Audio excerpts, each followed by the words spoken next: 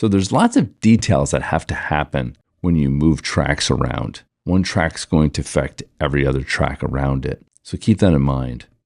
So our title has audio, and we can right click on that audio, unlink it, and remove it because we don't have any audio on that title. Command S to save.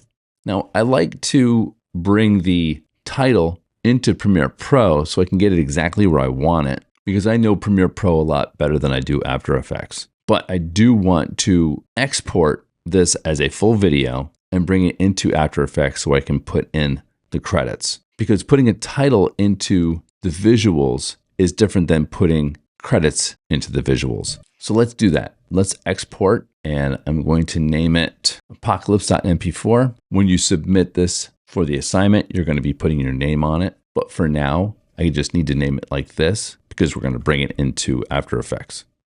It's going to go to our desktop, click export. You'll see it pop up over here on the desktop. Let's watch it so far.